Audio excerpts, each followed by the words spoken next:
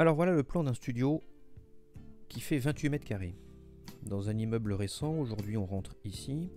Et là, comme contrainte, on a une grosse gaine ici qu'on ne peut pas toucher, un placard là sur le côté. Du coup, l'entrée est très large là. De l'autre côté, on a deux petits rangements. Entre les deux rangements, on a une grande salle de bain. Salle de bain avec baignoire, WC et vasque. Là sur le côté, on a une petite cuisine aveugle. Et puis une grande pièce. Un séjour, chambre, c'est un studio, tout se passe là dans cette pièce là. Alors avec 28 mètres carrés, on doit pouvoir quand même arriver à installer un coin chambre. Ça ne deviendra pas un 2 pièces, mais on peut quand même le rendre plus logique, plus fonctionnel. On va changer un petit peu l'organisation. Alors bon, ça on peut pas y toucher, c'est une grosse gaine. Une grande gaine technique de l'immeuble. Et puis sur le côté, finalement, on a 60 cm, ça peut faire une grande penderie. Ça marche assez bien, ça on va le garder aussi. Là la porte, évidemment j'y touche pas.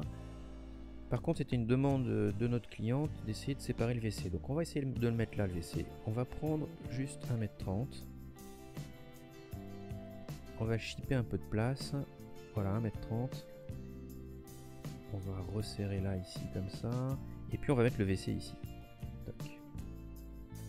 Comme ça c'est un WC séparé. La porte elle est là.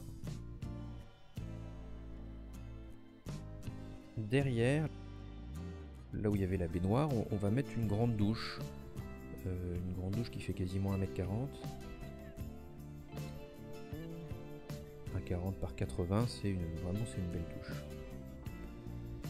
Ensuite je vais prendre 90 cm, ce qui est un peu le minimum, pour mettre un plan vasque.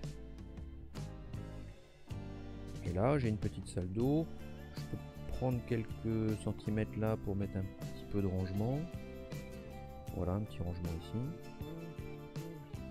Ce qui fait que de ce côté là, côté entrée, je peux me retrouver avec un grand placard qu'on va fermer ici comme ça par deux portes.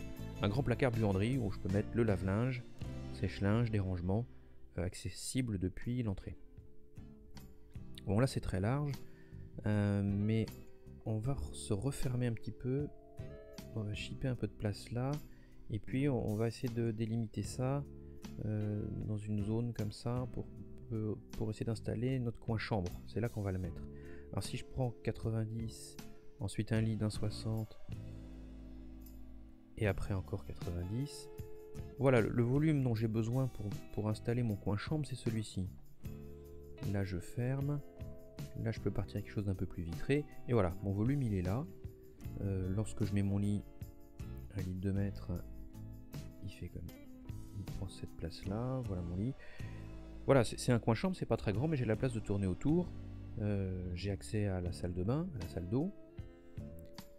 Et puis cette partie là on peut l'ouvrir sur cet espace là en arrondissant un peu. Je trouve que c'est sympa d'arrondir, ça rend la forme un peu plus douce.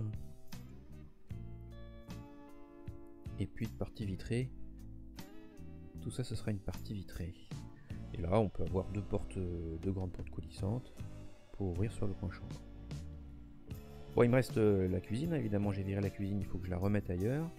Alors là on a ce renfoncement là, on va installer ici en prenant 65.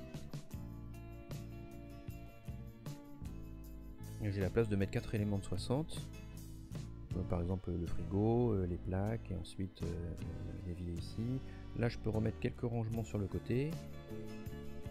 Et puis contre le mur là de la chambre, je peux installer un coin banquette peut-être avec une petite table où on peut manger à 3 ou 4. Ça c'est un mur qu'on ne touche pas. Mais j'ai la place là d'installer un beau canapé,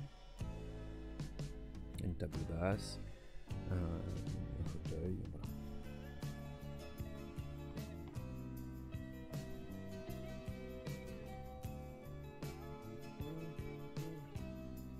Voilà, ça devient pas un 2 pièces, mais en tout cas c'est un studio avec un coin chambre bien séparé, bien fonctionnel. J'ai du rangement, une salle d'eau, un WC séparé. Tout ça me paraît pas mal.